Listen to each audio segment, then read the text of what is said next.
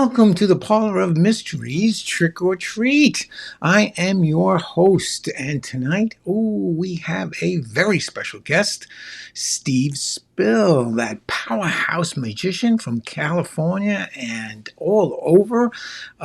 He's going to be here, and we have a wonderful interview to share with you, with Steve. It was great. We were talking with him this morning, and I'm going to share that interview with you in a very short while. But let's talk about some news. First off, it's growing in. You can see, yeah.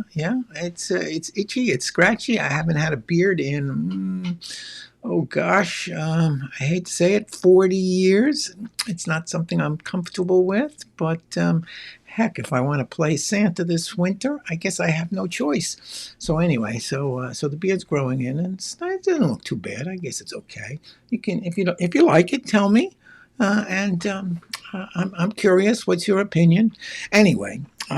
What else can I tell you that's interesting? Oh, big news at the Parlor of Mystery. We're not associated with the Lindenhurst Theater anymore. So we are looking for a new home. COVID and things like that kind of got in the way of us having a good time there. So we are looking for a new home. If you have a venue on Long Island that you want me to check out, that you think might be a good home for the Parlor of Mystery, let me know. You can just contact me, Mike at MikeMayon.com. That's great. If you're just joining us, I mentioned already we have Steve Spill, our guest today, and he's got some great stories to share with you about his time. Through his whole career. So we're looking forward to that. Hey, let's start as we do every time we do a trick or treat with a fact or fake news statement. Here's the intro. Fact or fake news, fact or fake news, fact or fake news. Yes, this is the fact or fake news statement. If you think you know what it is, put it in the comments and we'll let you know later if you are right. The Magic Castle is the clubhouse of the Academy of Magical Arts. Only members and their guests can visit. Courtesy invitations, though, are available to magicians visiting from outside the U.S. and to members in good standing of the International Brotherhood of Magicians and the Society of American Magicians. Is that fact or fake news? If you think you know, tell us in the comments. If you're right, we'll let you know at the end of the show. You have to stick around. And if you are right, you can win this super medal. We had one winner last time. One winner. I think I still owe him. I think I still owe him the super medal. Anyway, if you think you know if that was fact or fake news, put it in the comments. We'll let you know later. Hey, Alan Rubenstein. Oh, you made a statement. That's very good. And hello to you, Alan. It's so good to see you. Anyway, let's move along. Let's see what else we have. Today we have a new feature we've been doing for the last few shows. It's something I always get a chuckle out of.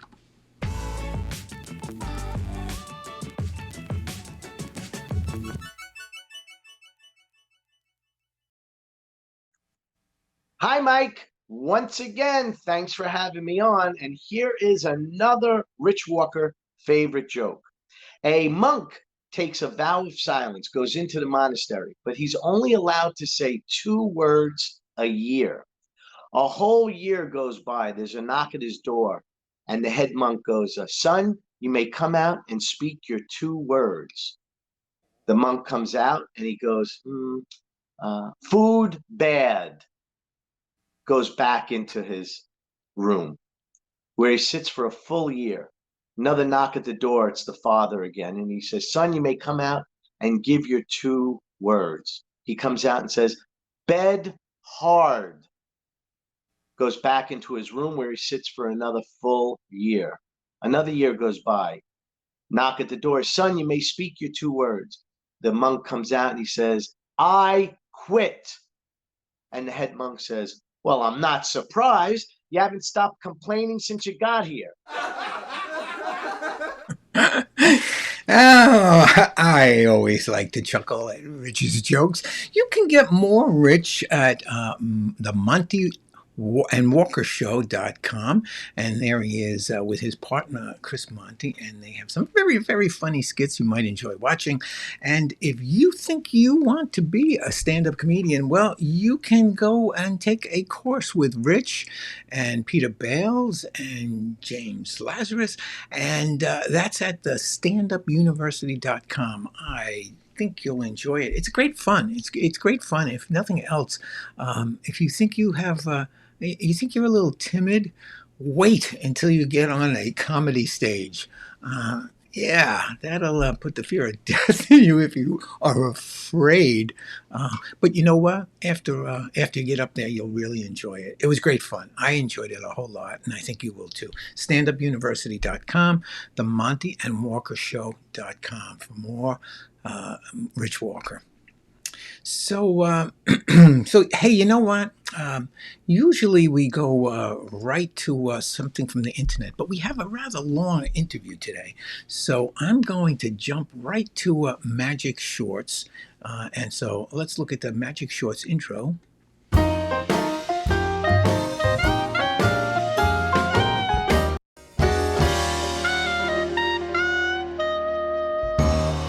Okay, this may be the shortest short I've ever run here, and it's by me. It's by me, but we had fun making it, and I think you might make it.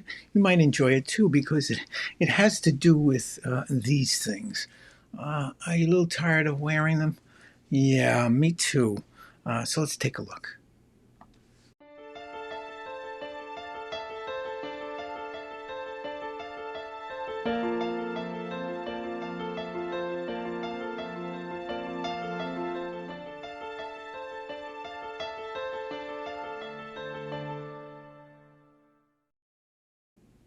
I said it was short. I think that clocked in at 20 seconds. Anyway, that was a lot of fun. That I call the mask, and obviously it's a mask vanish. Now, let me tell you why I did that. That is using that vanish was using something that was using a real mask. But there is a product that I will be reviewing on a new review YouTube channel that I have. It's called My Own Reviews, and if you haven't checked it out, I would love you to do that. My Own Review, Magic Review, and we have some great props that have been up there, and some tools for magicians that you might be interested in purchasing. So I tell you what my opinion of it is. And we're going to be recording very shortly a review about this item, which is called the mask. And this is a mask, and it's and the concept is that you do some impromptu magic and vanish that mask. And I'll tell you what I think about it if you go to My Own Magic Review. And by the way, if you like the little vanish that I did with a real mask, at the end of that review, I'll tell you how you can find out and do that same review, that same vanish yourself. Okay, it is time now for me to introduce our guest, and I'm going to do it the same way I do it every week with a little video clip that we made, from some clips and some stills from his career. So here we go.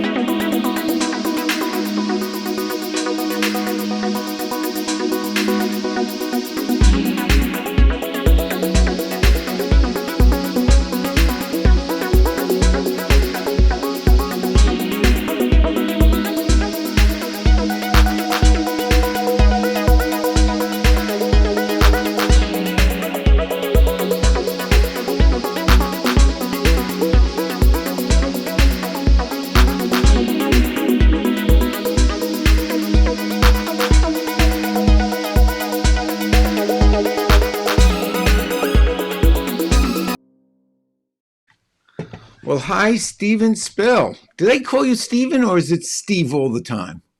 It's Steve. There's no N, There's but no it's N. okay with you, Mike. Yeah, or is it Oh, Michael?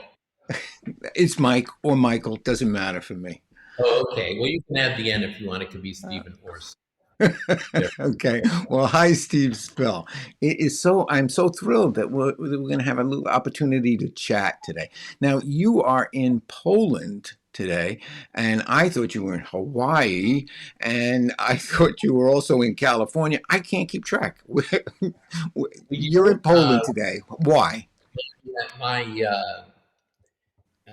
my better half, my Bozina, who was my co-star and open-hearted, courageous partner, had a family emergency that brought us to Warsaw from Hawaii, and I'm Warsaw's a big city like Krakow, and I'm actually outside Warsaw. My wife has a country villa here in the woods, and that's where I'm speaking to you from now.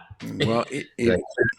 And by the way, the reason I landed in Hawaii, which we've been there about a year and a half, was that at Magicopolis, the theater where we did our show 21 years, we sold the theater in September 2019. And we had a well-deserved vacation, a holiday at that time. We took a world tour, and it was going to be for 1 year. At the 6-month mark, we were in Hawaii visiting some friends for a couple weeks when the COVID hit. And so it was like the safest place to stay. And for the last year and a half or so, we were in Hawaii.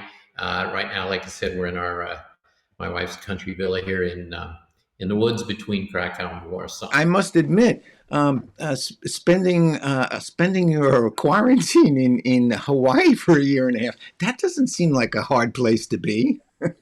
You know, it was great. We got a place about 3 miles up the mountain from the ocean in on the Big Island in the Coloco rainforest area, and it was very nice. But our real home is in Santa Monica, California.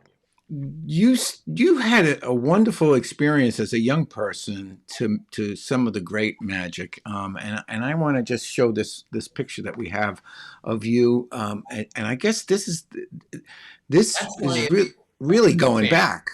That's your family. Yeah, this is in 1963. This picture was snapped at a Red Cross benefit. That's my dad on the left. My sister and I did the sub trunk, and my mom on the other side. And of course, I got the interest in magic from my father. He was in radio in the 40s, and then his station, the radio station, got started KPIX, the TV station in San Francisco. And this is before they had the networks. And my father's father was a tailor in San Francisco. And around 1910, he sewed some secret pockets in a magician's tuxedo. And the magician taught him the 2-string trick, where 2 strings become one. The one where you kind of pull it apart. Yeah. Right. And he taught that to my father, and my father became interested in magic from that. And he was in television, but one of his special skills was that he could do magic. And when the networks started, when they weren't just independent stations anymore, he moved to Los Angeles because that's where the big time TV was there pretty much, and New York in the late 50s. And in around 63 or so, he met Bill Larson at CBS, who was a casting director. And on my father's resume, one of his special skills was magic. And he said, oh, you know, my brother and I are making this magic club and so on. And a couple of years later, in 1965, my father, he started as a host at the Magic Castle. This is when they just had the bar and the piano in the close-up room, and was there for quite some time. And he eventually became the manager and did the seances and was on the board of directors and stuff like that. So I grew up with lots of favorite uncles like Di Vernon and Charlie Miller and Francis Carlisle and Cuda Bucks and so on. And the younger guys that were at that time the hot close-up men like everyone from Goshman and Mike Skinner and Bruce Servan and so on. And it was great because the younger guys sort of encouraged the creativity in the older guys, and it was like a big sort of sitcom kind of thing. And interesting, when I was that's a good picture. In the upper corner there, it looks like Pete Barbuti. That's a guy named Ray Grismer. That's a picture of me when I'm about 18. And Max Maven is about 25 or something like that. And the washed out ghost of Vernon there. I was going to mention to you that a lot of people when they're growing up, they hook up with some like coach or a store owner or something that kind of influences their whole life. For me, that person was Di Vernon. And when I was about 18 or so, when you see that picture, I had actually fooled him for a nanosecond by vanishing a sponge ball with a thumb tip. At that time, it was either never done or very little known or something. And I just stumbled upon it, making that up myself. And he told me, if I stick with Magica, I could carve out a nice space for myself there. And a few years later, in 1976, when I was moving to Aspen, Colorado, he gave me a commemorative gold coin. He was going on a lecture tour, and he sold these coins. He gave me mine. That's another. I'm a little bit older in that picture, maybe 22 or something like that. When I hadn't seen this coin for like 44 years. And before we went on our world tour, I was going through packing a lot, putting a lot of stuff in storage. And I came across this coin again. I hadn't seen it for like 44 years. And just holding it, kind of like I started carrying it around with me in my pocket all the time.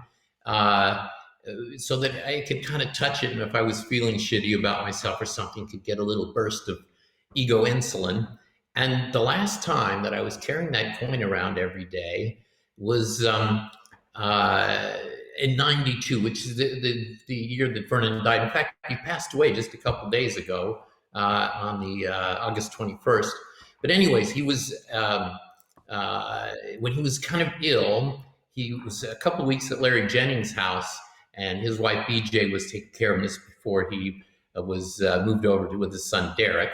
And he was kind of going in and out of consciousness and everything. And I brought the coin with me, and I was going to give it to Vernon, like to maybe help him as like a symbol when he was at the peak of his strength or something. Sure. And BJ told me, oh, no, you should keep that coin. You need it more than he does, and, and so on and so forth. And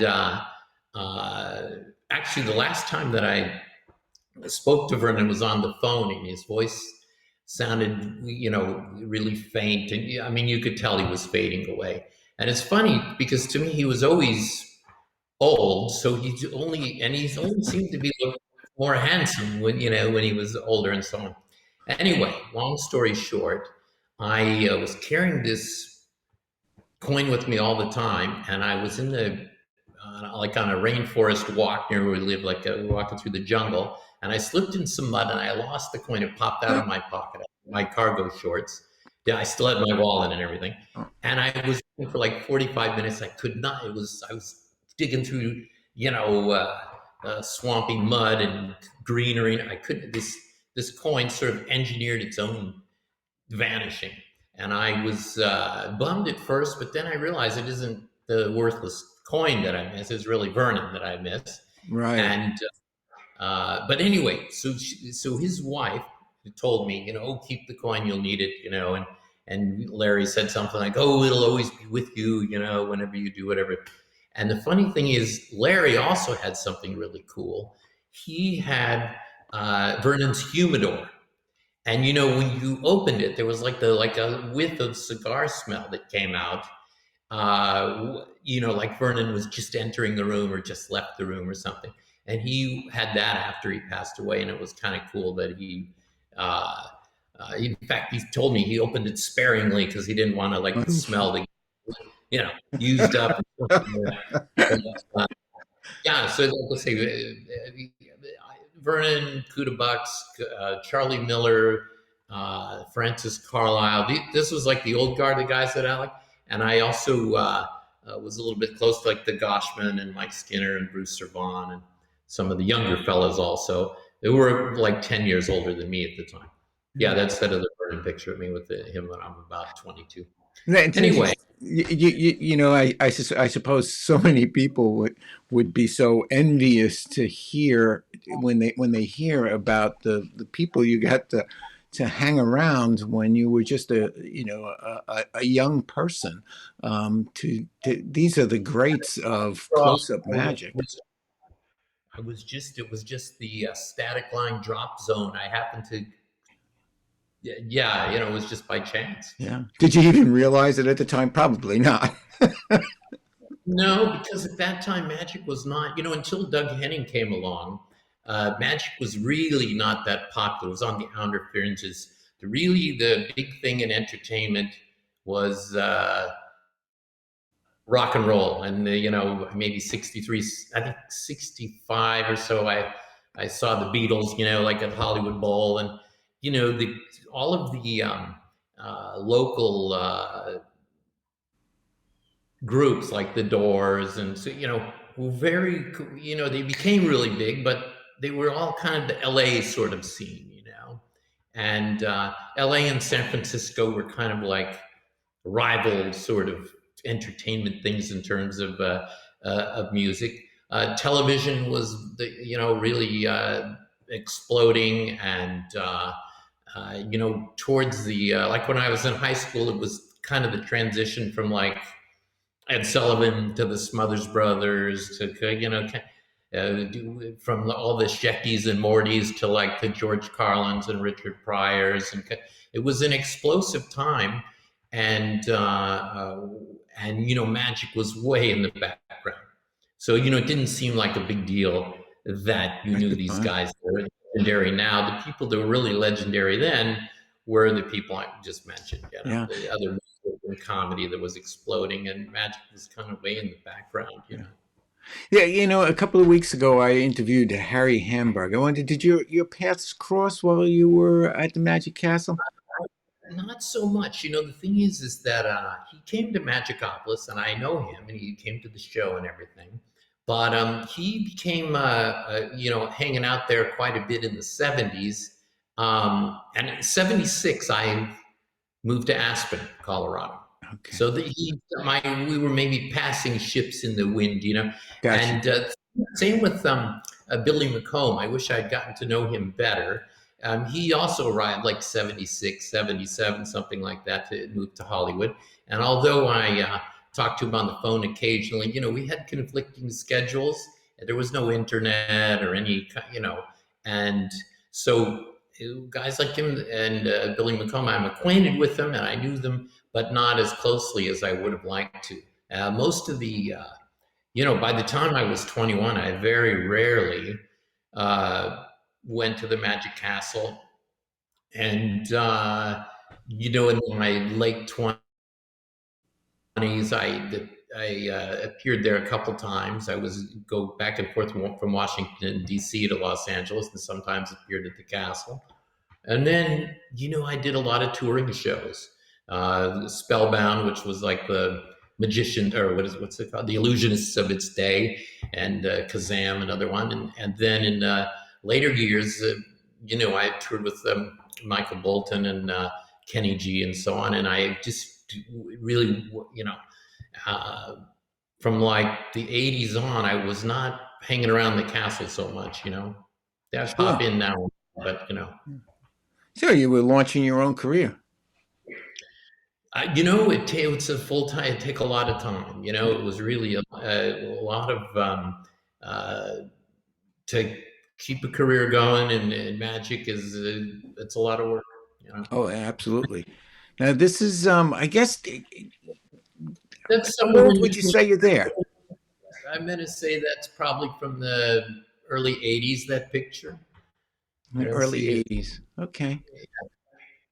There's a big transition in your grooming from then to now. The thing is this. In my younger days at the castle, I had long hair, and I had short hair in between, when I had the short hair, I did a lot more corporate events and so on. Okay. And then in my later years, like in Magicopolis, I did a lot of corporate events with long hair. It's just. But yeah, in the 60s and early 70s, I had long hair. I had short hair briefly in the 80s. And I'm lucky I have hair. What can I tell you? Yes, as I go thinner up here, I know that feeling. But Now, yeah, you look like you have hair. oh yeah, a That, little. It's gone. Now this is a character you enjoyed playing for a while. Who is yeah, this? in the 70s, um, I was Houdini, and I had sort of uh, I had a magic act that I did locally for in between a lot of big groups like the Eagles and Neil Young and Cheap Trick. And when the bands would take breaks at the Whiskey or the Troubadour or the Starwood or the Topanga Corral, I was this character and sometimes kind of the host of the show, Houdini. And I produced bouquets of marijuana. I did the multiplying pipe and, um, and got cotton mouth, and like the balls out of the mouth would be pulling cotton out of my mouth, and then to solve my dry mouth, I would drink a pitcher of beer, like the milk pitcher. I had the running a gag where I would snort tablespoons of white powder, and it was kind of like the cake in the hat, the plaster on the spoon that you pretend to, but I had like a paddle move thing, so it looked like I snorted and then at the end I would grab my nose like this, and like a long pour salt trick, a lot of salt. That's a picture of Houdini. I had like a denim tuxedo and hat and everything, and that was from that painting was used on my posters. That isn't actually the poster, but the painting was a guy passed away recently named William Brent, who was a high school buddy of mine that did a lot of did all the Bill Graham posters, like of Jefferson Airplane and Grateful Dead, and did a lot of that kind of stuff. And that was artwork he did to me, So Now, you toured around with a lot of bands. I guess as Houdini, no? not, the thing is this: when it came to graduating from the clubs, which I mostly did in Hollywood, to the bigger sort of arena or concert shows, I didn't fare as well. I would be waiting a long time for the reaction, if I got any reaction at all. And so the bigger concert venues didn't work so well for my Houdini character. And so even though I did do some big shows like that, that didn't end up being the thing for me. Much later in the 90s, like I said, I toured with Kenny G and Michael Bolton and so on, more of the softer, kind of not really crazy rock and roll. And, periodically I've opened for other, artists at different, in Tahoe or wherever. And yeah, it's kind of like corporate events, not like a sideline kind of thing, Most of I did my own show in my own theater 21 years, and that's my most recent activity. And since COVID, I haven't really been performing much. Actually, A lot of people. coincidental thing, we sold Magicopolis September 2019. March Good timing. 20th, it's just unfortunate luck. Timing is everything in life. Yeah, just luck of the draw. We had started to get some offers, maybe the 18 or 19 year mark, to sell Magicopolis, and really most of them, it didn't come to anything. But the timing was very good. After 20 years doing the show every week, we were kind of ready for a vacation and kind of regrouping, and we very much enjoyed. We had a 150-seat theater, a bar, and a magic store. It was a great combination. And we were at 1418 4th Street in Santa Monica. This is like a really, really hot location. It's one block off the 3rd Street Nod, which is super jumping. There are thousands of people walking on the street in front. There's 2 high-rise parking structures on either side, surrounded by restaurants. And Santa Monica is a very popular part of Los Angeles, a couple blocks from the ocean. And so we had the very good location, and we were very lucky. I had, at the time I opened, Penn and Teller, I was, they've been buddies of mine forever, and I had been writing some stuff for them to do on their then current TV show called Sin City. I called in a favor. They not only did the groundbreaking before we built the theater, but they also did the a show at the opening, and because of the location, we were very fortunate. We've had a lot of celebrities that would come, and a little bit before the giant explosion of the internet, we had a lot of celebrities are kind of influencers. So we had people come like David Bowie and Adam Sandler and Jack Black and like a lot of kind of famous people, and it really helped promote the place. And Sure. when there was so the signage was seen a lot, and if there was a line out the front door and people are driving by, we would sometimes get a barrage of walk-in people because they'd see the crowd go, "Oh, what's going on over there?" So we're very lucky in a lot of respects. And when the internet started to explode, some of these photos like started circulating, and that kind of gave us some other, publicity. So we also had a lot of our own crazy promotions and stuff. We had like an 11.2 anniversary instead of, like an 11th anniversary. And we had, on that one, we gave away for 24 shows tattoos, Magicopolis tattoos, and on the meet and greet on the way out the door, I'd tell them that they go on with water, but they come off with sulfuric acid. And people would do stuff like, "Oh, great, I have some sulfuric acid with me," or "I'll give them to my kids." And we did a lot of the Geffen Theater once had a big subscriber push to, and they gave away cross pens with their logo on it. And that year we had one show where we gave away bubblegum to every person that came to the show. And we had taped under the seat the bubble gum, so we'd say that your gum is stuck under the seat. I mean, it was actually in the packaging. Yes, literally. of course. Yeah. So we did all kinds of crazy sort of, one of our anniversaries, we gave away 3D glasses, and they were just like glasses with no lens.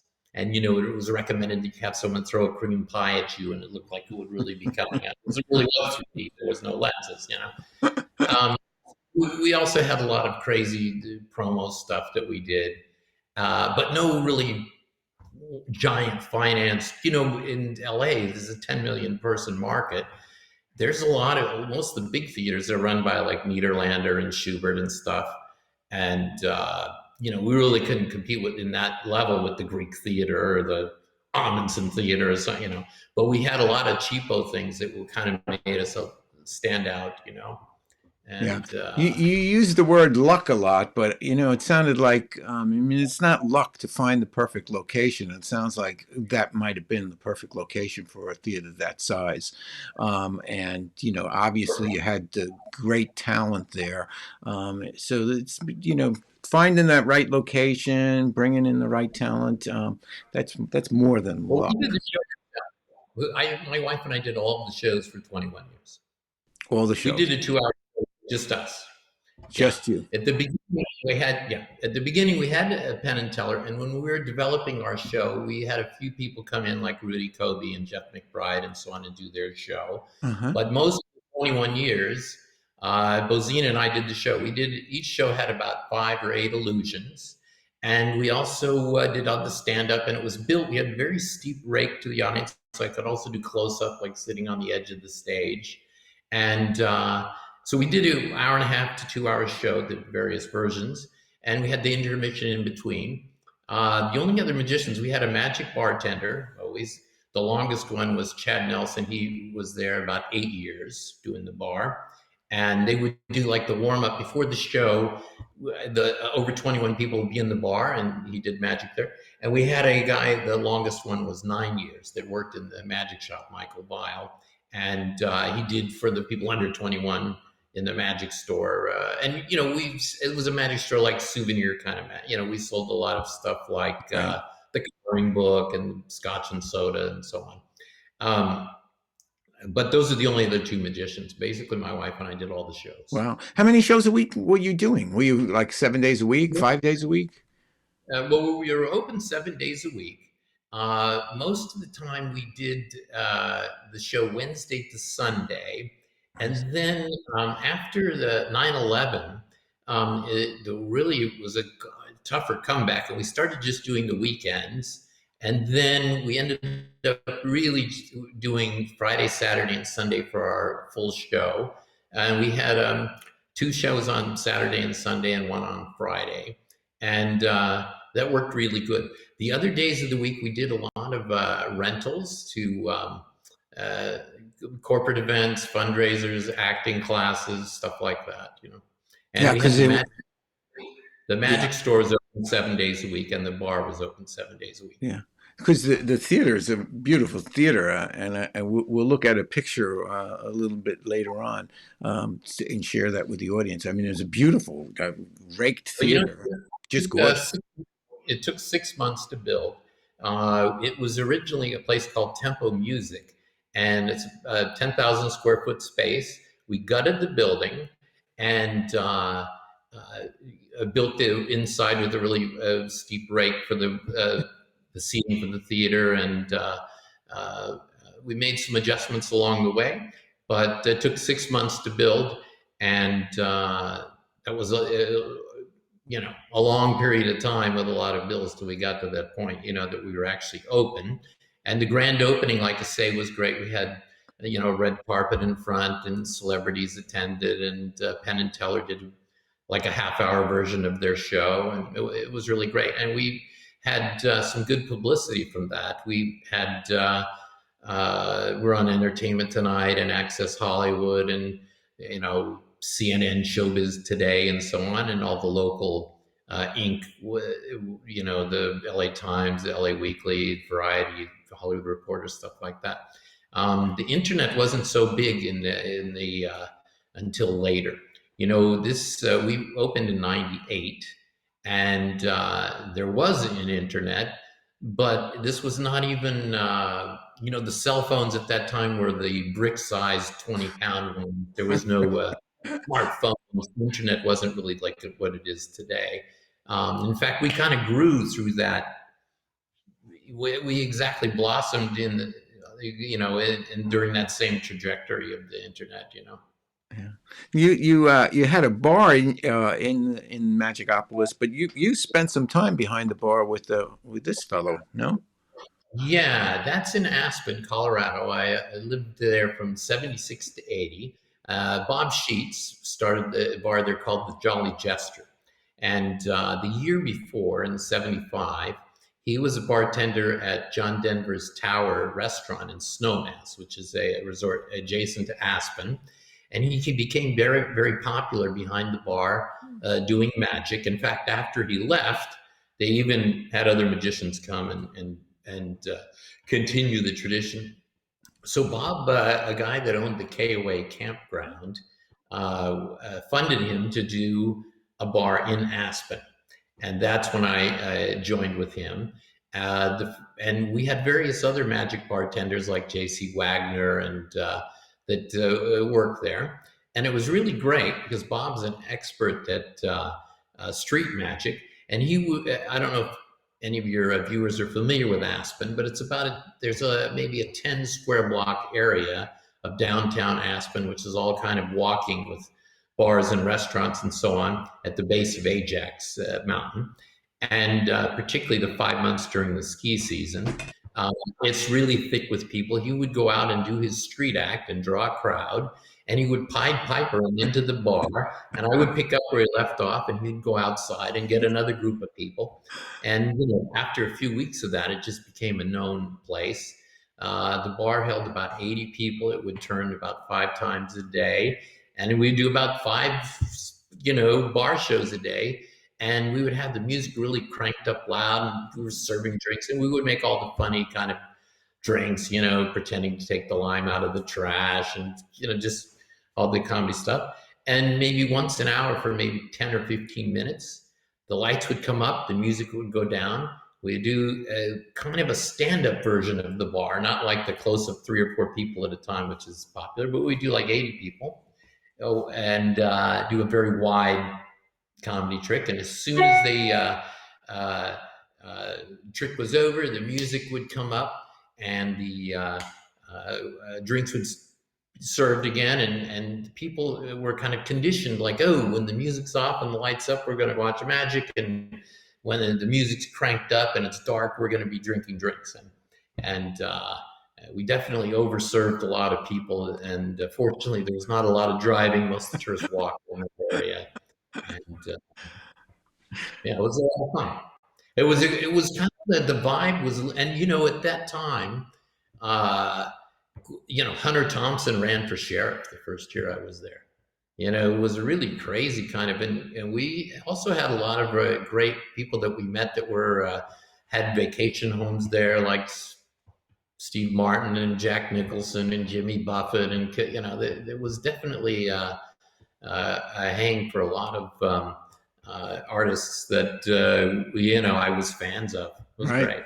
Right. You did something else with Bob Sheets. That's him, but I didn't recognize it when I first saw the picture. Yeah, we had in the Washington, D.C. Area, the Brook Farm Inn of Magic, and we did a dinner theater show that was a two-person show. We did about 4,000 performances there from 1980 to 85.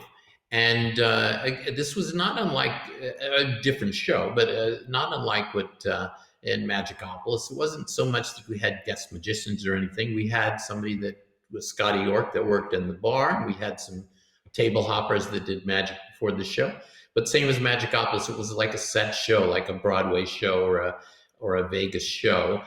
And one of the big advantages of Magicopolis, or doing that at Brook Farm, is that you start to get fans that they look at it like an opera or like some music thing. They want to bring their friends or out-of-town guests, or they come to the show with their relatives or it's somebody's birthday or something. And, it's a different type of thing than the Magic Castle or a comedy club where the show is changing every week. This is a kind of thing where you build up a fan base, and they go out and find other people to bring to your show.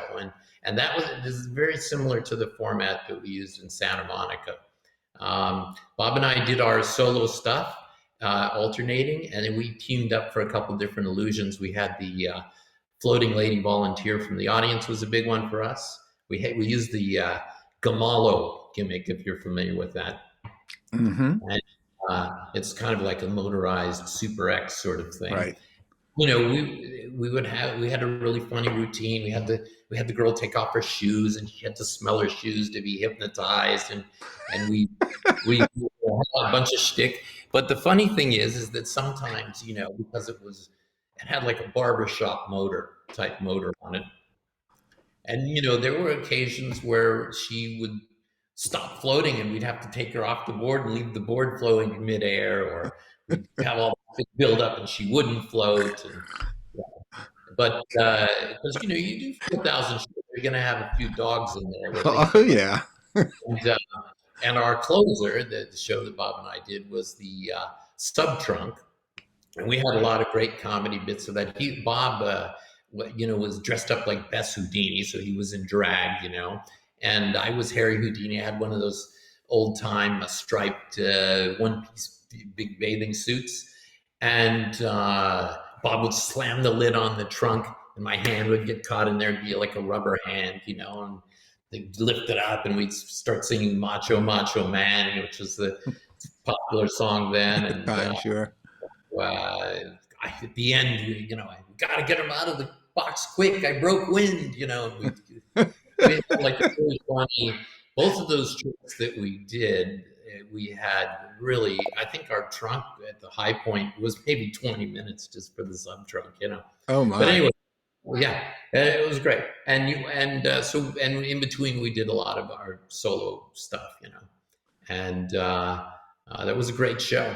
It was really great. And we met a lot of embassy people and senators, and we were actually, the address was in Chevy Chase, Maryland, so it was just over the DC border, and Yeah, most of the people in that area, and also part of Virginia, worked for the government. So we had all different Pentagon people and Secret Service people, just the kind of people that live around there. sure. Uh, it was really a great spot, and like I said, we did, I think, around 4,000 shows there.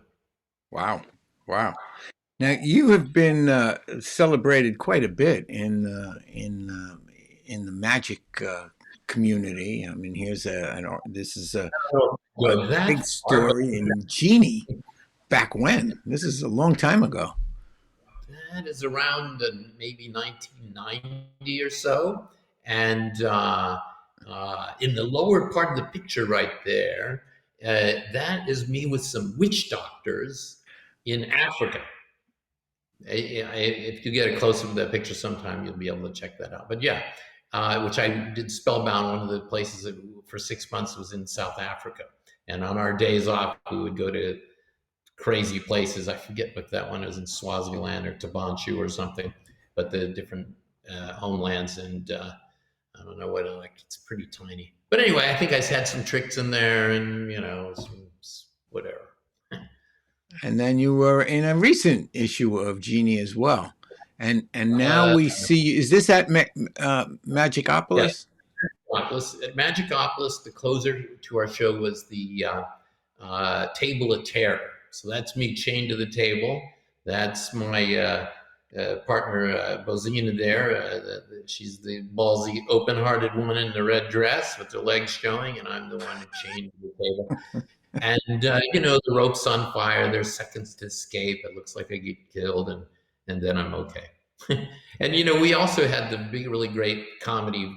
It was a really funny routine, a lot of jokes, and worked out really good. That was a good closer. And there's a recent issue of Vanish magazine that had a big spread about you and Bozina. That was when my book I Lie for Money came out, and that's an online magazine from Paul Romani, Yeah. who put that together. And that's a picture where it says "Lying for Money" of me floating my wife, and those are all pictures with her, and she's, by the way, really great. She's a terrific actress. And when we met, she was doing a lot of bit parts on Married with Children and Seinfeld and stuff like that. And so she got me into doing a lot of sketch work. And the two of us have a number of sketches. For instance, our Decalta Chair is the culmination of a seance scene where she's the crazy medium and so on. Our Levitation, she's I'm a psychiatrist, she's a crazy patient, and she floats from the psychiatrist's couch and everything.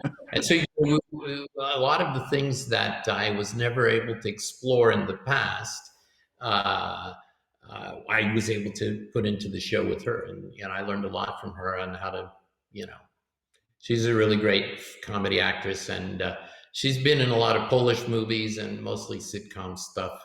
Like in the States, she most of the parts that she would go out for, there would be the same 7 or 8 Russian or Polish or Czechoslovakian girls, because she has an accent. She has an accent. And, yeah. And so, which is great, because when she plays like the Russian spy or the seance scene that we do, so a lot of these sketches were exactly fit to her for that reason, and they would culminate in an illusion. And like I say, each of the show, we usually had 5 to 8 illusions in each show, a lot of stand up and some close up. And she also did a lot of had about 40 minutes of stand up stuff she could do. So How long was your show in Magicopolis? it varied. The longest was about 2 hours. Okay. So from an hour and a half to 2 hours, and we rotated in various different illusions. We did the squisher, the compression Right. one. We did the double sawing, which I worked out just with her. I would saw her in half and run off stage with one costume, and then bring back the legs of the different color, and she had the split costume. And yeah, so we did a lot of great stuff. It was a lot of fun. It was a Yeah. great show. And if you sold the theater, what did you do with all the props? Because you had them all stored in the theater, I would assume. Some of the props I had sold separately before the show, before we sold the theater, and some of them I sold with the theater. The guy who bought it at the time, Randy Sinnott, was the president of the Magic Castle when he bought it, and I think he just changed the name to Illusion Magic Lounge, and had it open for several months before the COVID hit. Sure. And we had different magicians every single week, kind of like the castle, maybe Right. 2 or 3 different magicians every week. I think his intention, a few of the illusions, like the table of terror, which weighs a ton. It's not that easy not that many buyers for that, Right. But he has that, and I think my costume trunk, and I forget it, maybe 1 or 2 other, the Dakota chair, something like that.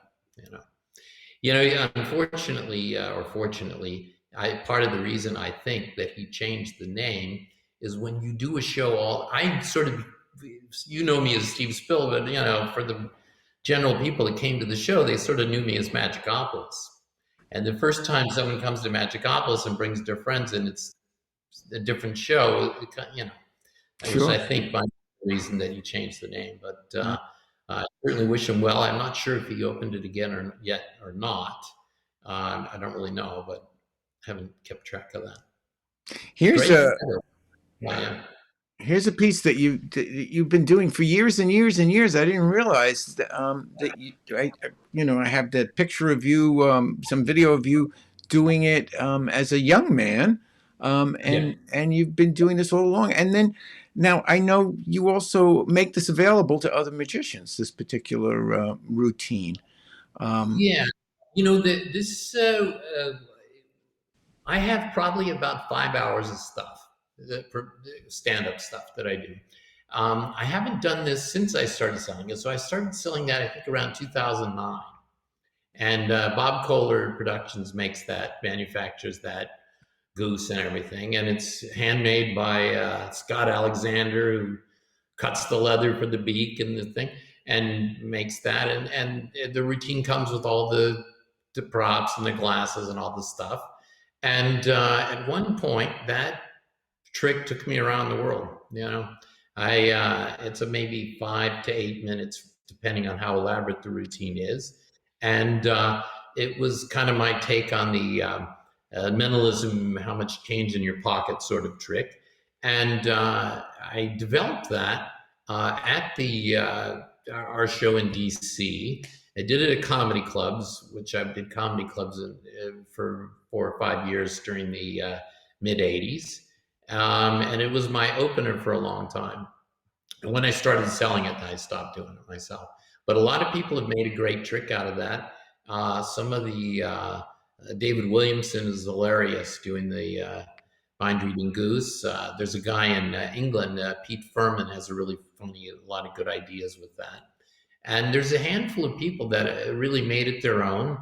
But the majority of those sold, and I think maybe several hundred have been sold since then, probably didn't find themselves with it. Some things, it takes a long time to find something that really fits you like a glove. And some people really have made it their own and had a lot of funny additions and things they did to make it really great. And I'm happy to see it out there. And only 2 or 3 times have I really marketed routines that I've done, but that was one of them. Yeah. I haven't. A lot of the thing is that was marketed as a specialty item because it took a lot to manufacture the puppet and the gimmicks and everything. But a lot of my material I put in my books. Yeah. A close friend of mine who's passed away now had adopted that piece, and he it was a piece that he loved to perform, and we loved to watch him perform it. It's a great prop. It's a great prop, and the whole routine is just fantastic. But you're talking about your books. You have quite a few books. Well, Well, I I guess. have three that are the My Life for Money was a book published by for the public by a traditional publisher. It was Skyhorse Publishing, which is distributed by Simon and Schuster, which is a division of CBS something or other. I mean, it's a big company. And that book sold in Costco and Walmart and stuff, and it came out at the tail end of the popularity of chain bookstores like Borders and Barnes and Noble. Sold at all the bookstores and everything. And that's like my memoir. So that's a story, and it came out in 2015. And for 5 or 6 years, I sold that book and autographed it also after every show. So it was a nice, thing for that. The other two books that you see there, the green one, Magic is My Weed, and the other one, How to Make Love to Steve Spillway, are written specifically for magicians. And they have routines of mine in there. The two that you see there, those are the hardcover versions. They're both available now in softbound. That's, I don't know how to get it on the camera there. That one is Magic is My Weed. And this one is How to Make Love to Steve Spillway. Both of those are available and on my website. And the other book also, and I have a new book I'm hoping to have out before the end of the year called Assassin. That is not only has routines that you can do complete with all the jokes and the pattern, how to make the props and everything, but also most of the book is about not only developing new material, but how to organize a show and how to make a living doing that. So at least a third of the book is kind of the now what thing, how to make a career in magic. And that's in the book Assassin. It hasn't come out yet. I'm working on it. And I hope to have it available before the end of the year. So. Well, you must be very disciplined in order to put a book out. It's a lot of work. I enjoy doing it, so it doesn't really seem like so much for me. And I'm not really a genius writer, but I rewrite everything a bunch of times, and then I let it sit for a long time, and then I look at it again and stuff. And the hardest part for me really is doing the illustrations, is drawing the pictures to illustrate the tricks. Oh, you do that yourself? Yeah. Oh. That's pretty amazing. Actually, a lot of magic writers wind up taking some pictures and then having an illustrator do it is a very common method, or just hire someone to do it. Yeah, I've always enjoyed art and painted and drawn and so on. It's just that this is sort of like technical drawing, so it isn't so much fun. Sure. Here's a lot of interesting pictures with some very interesting people in it, and let's highlight a couple of them. Here we have Sammy Davis Jr. Right? Sammy Davis Jr. That's from around 1987. He came into my dressing room, changing after the show. That's at Harrah's Tahoe, and he came in and says, "Excuse me, can I have your autograph, man?" And I almost shit my pants from excitement. I was, and he told me, he goes, I've had so many people ask me that. I just wanted to try it myself. And I thought for a second, I said, "Oh, who should I make that out to?" And he recognized something. And then he had some topper. He said, make that out to the, what did he say? He said, make that out to the only Black Puerto Rican one-eyed Jewish entertainer in the world, And then I had anyway, we riffed for a little bit. I hung out with him for like a half an hour or so. And I gushed like a teenager, I just had always loved his work. And he was like maybe the first superstar that I met. And I confessed, with embarrassment that I always wanted to be like him and so on, and gave him the big stroke job. I'm sure he's heard all a million times. And he said, "Oh, you're a natural," and it was very flattering to me. And if I had dropped dead at that very moment, it would have been enough. It was Sammy Davis Jr. It was just that was closer to the end of the kind of the Rat Pack sort of. I don't know, maybe in the next 10 or 15 years, all those guys passed away, Yeah. Sinatra and Martin and so on. But yeah. Oh, that's the rocket ship man. Didn't he just go up into space, this guy? Just did. And as a matter of fact, this was also a really great thing. This is like in 1995. And I did a night before party in Manhattan before the Virgin Megastore in Union Square opened. And this was a small bash at his, like at a hotel suite for about 50 people. Martin Scorsese was there, Alan Alda was there, and a bunch of like Wall Street types and kind of like modeling agency. Exactly the crowd, the 50 people you would think would come to a Richard Branson thing.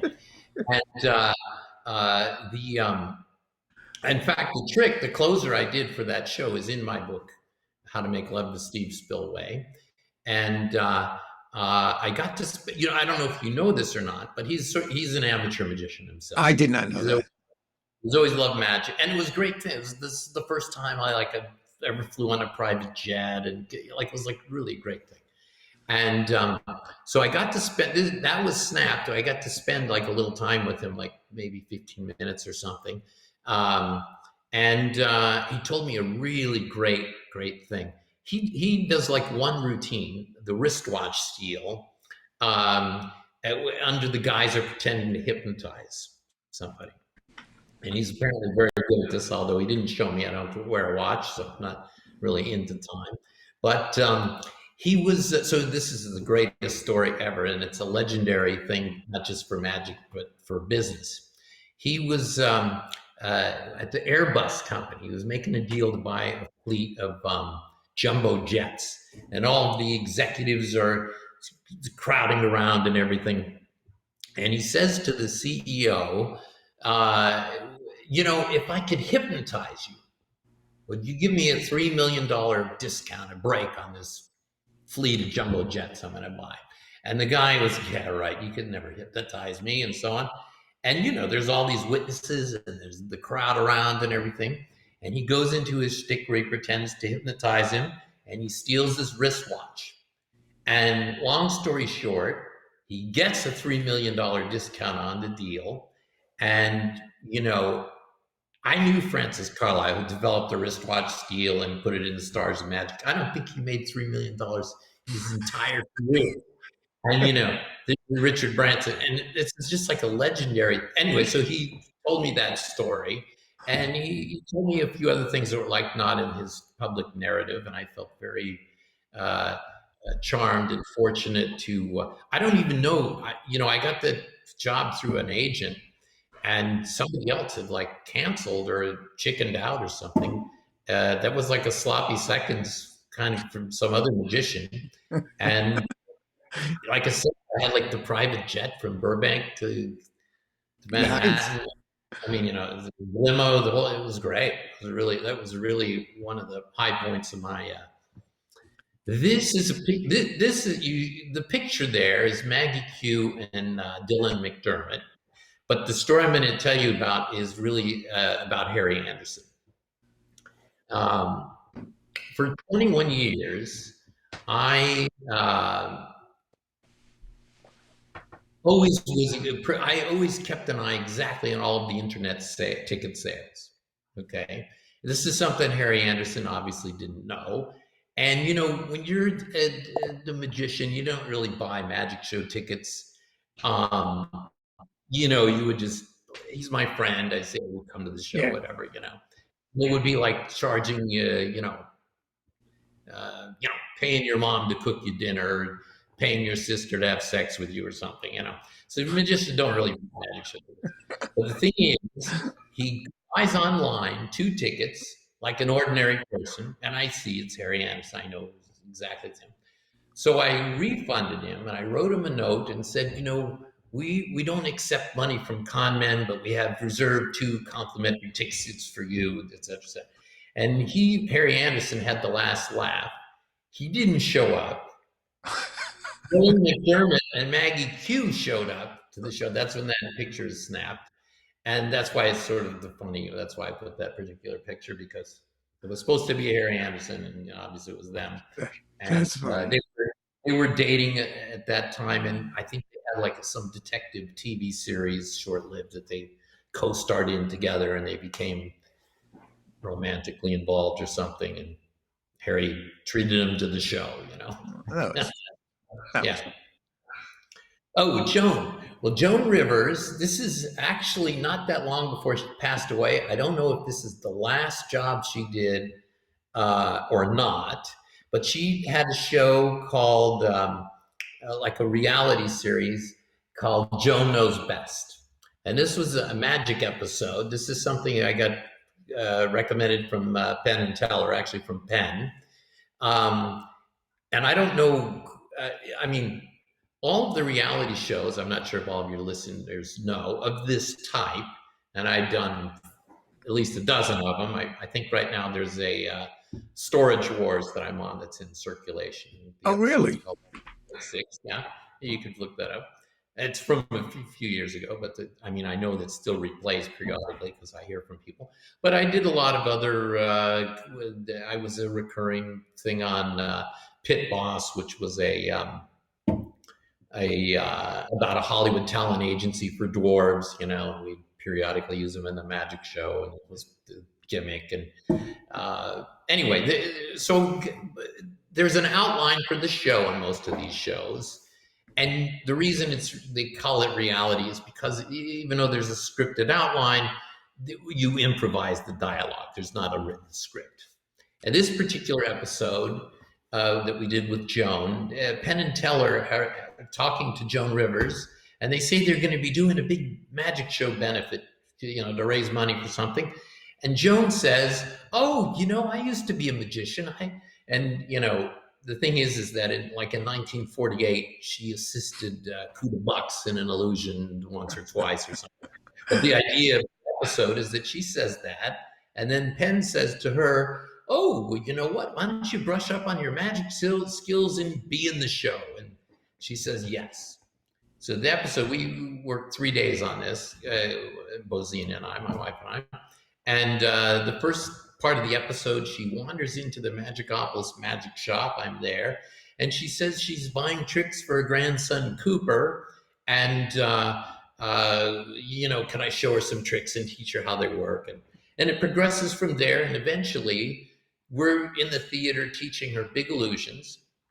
And her assistant, to be cut in half and disappear and float, what's her name again? Is Marissa Jarrett Winokur, who at that time was a big deal. She'd won the Tony for Hairspray, and she's a big girl.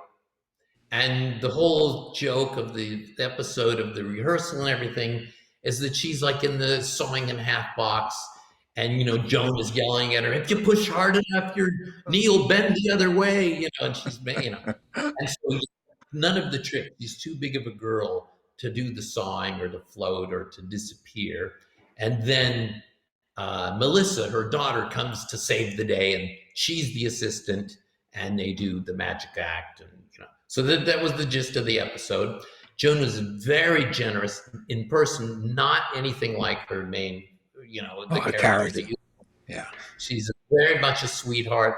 On the last day of the shoot, she had a giant, like about that big, the top of the ring, a gold ring with all these gems and everything in it. She took it off and gave it to my wife and said, "Oh, this is for you for good luck." And just a total sweetheart. Really, really great woman. Yeah. It was a lot of fun doing the show with her.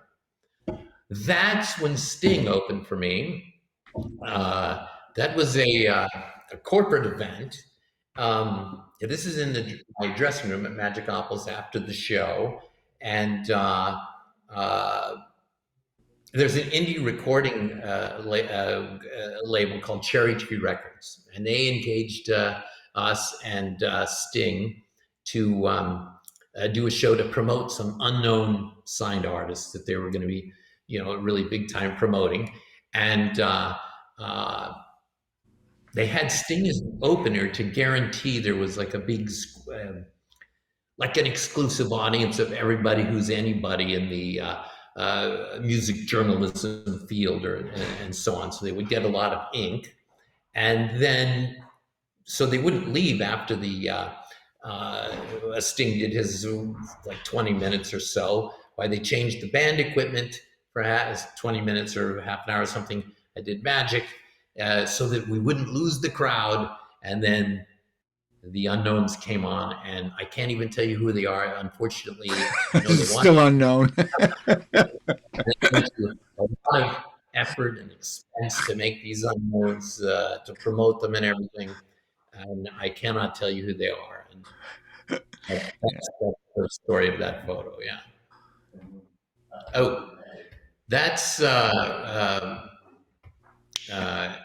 I can't see. Oh, well, that's Howie Mandel. He Yeah. came to our a number of times, and also a very sweetheart, nice guy. And every time I see him, he gives me some idea for the show or what have you. And oh, I know why I wanted to put that in.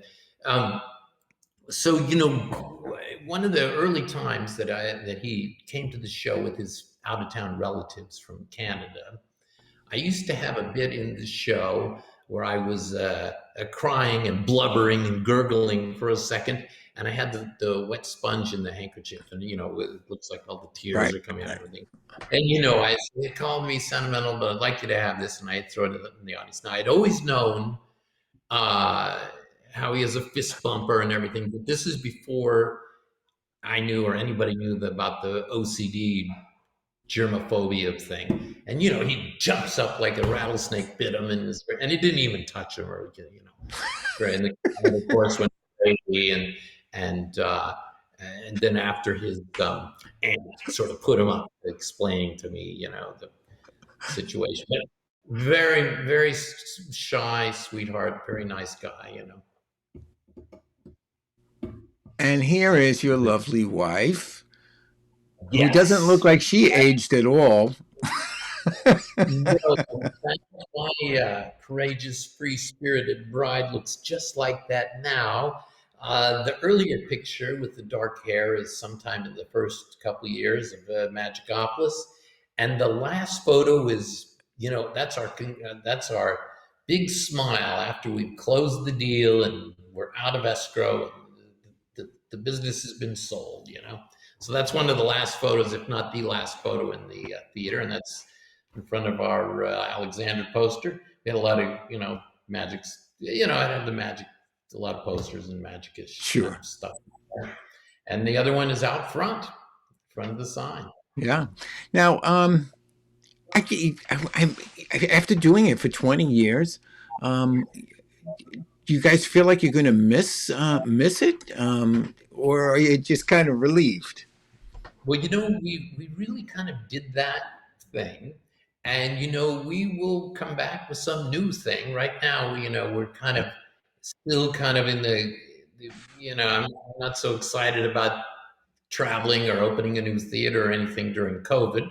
And where we are right now is a great place to kind of wait out the Delta kind of thing, and I can't really reveal what that next phase is, but we do have a lot of ideas, and very likely, it's possible we might do something in Europe.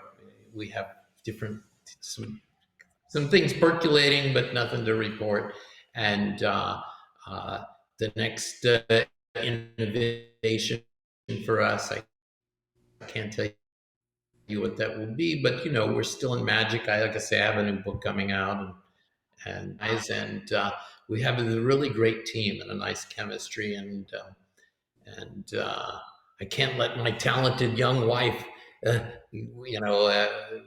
get away without performing at least another 10 years. So good. Good. Here are some pictures, and this is Magicopolis. These are all is the one in the bottom Magicopolis as well? Yeah, I mentioned earlier the psychiatrist scene. That's Ah, yeah. a Okay. yeah. My hair is tied back there, so it looks shorter, and that's my wife floating there. Right. And we talked about how what a wonderful auditorium it was, and you can see Yeah. that even if you were doing close up work on that stage, everyone would be able to see what was going I on. I had a close-up sequence that I did sitting on the edge of the stage, uh, a coin, like a coin assembly kind of thing with a nice touching a story and so on. Every person could see, no problem. Yeah. And Yeah. so I did some card stuff. It worked just, yeah. Well, we built it just for that Yeah. purpose. So, Yeah. I mean, it was a different building in between. And we gutted the building and built that inside from the ground up. And the stage is great. It's about the opening's 24 feet. The stage is 44 feet wide. We had the nice wing and dressing room and and you see that little black box up on the side there. We put the control booth on the side, so we didn't lose any seats in the back. The way the structure was, we would lose maybe 20 seats on the back Uh-huh. if I didn't on the side there. And we had a lot of unique features. One of them was that we had a great runaround, and we had when you vanished on stage, like in the decolleté chair, Bozina did, she would appear at the back of the room in the middle of the audience. And so we had like secret doors and traps in the stage and stuff. I missed. I'm sad. I'm sad that I didn't get to experience Magicopolis while you and Bozina were there. You can go there and experience Illusion Magic Lounge. Like I Well, say, I'm that not sure if you opened it back up yet, but that's not what they call it. So it would be nice to see the building, but it would have been nicer to see it with you and Bozina. thank you. And That's posters, and I post that picture, and it was in a Huffington Post article. That was the top of the interview. That photo. yeah, it's a cool photo, and this is you did a great interview on Real Magic magazine, and it was I just looked at it not too long ago. It was a great issue. If people look at or subscribe to Real Magic, this is issue number 47. So it's a This I forget great. the guy's name that interviewed me. He's a really great, nice guy Yeah. that you see there. That was on the stage at Magicopolis. The bump in the night box is behind him. That's what you see in red. And that was right when I stopped coloring my hair. So you can see my hair is white now. If you look in that photo, I'm not sure what year that was, but you'll see just a little bit of white, the roots.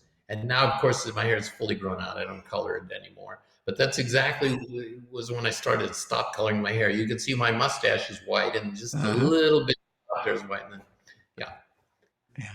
It's what's very nice in this particular issue is you take him on a tour of Magicopolis. So if people are interested in what the theater looks like, it's a you see a great layout of the theater. I have to tell you that I have enjoyed our chat immensely. And Steve, the name of this show is Trick or Treat. So, do you have a trick or a treat for me?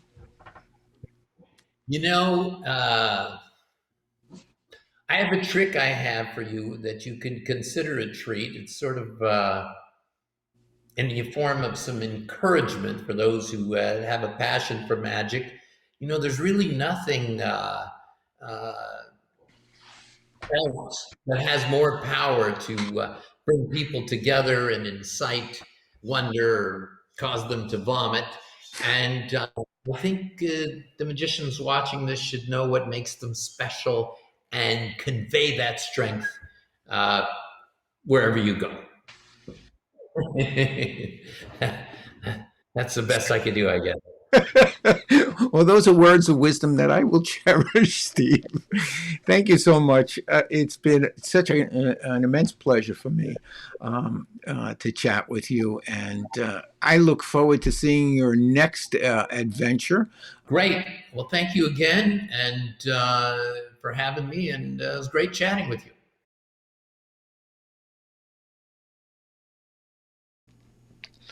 So there you go, Steve Spill. Wow.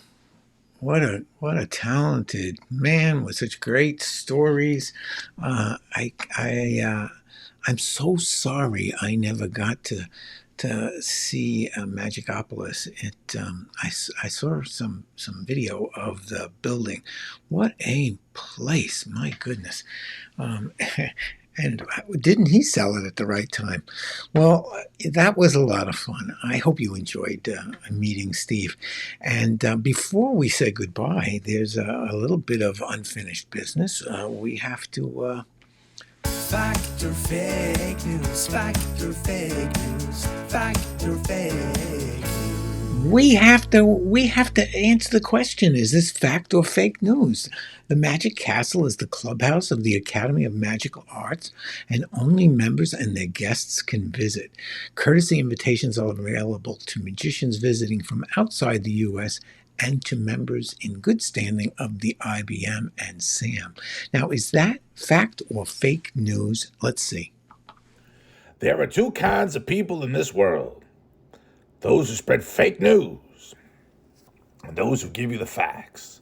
Facts are better. That is a fact.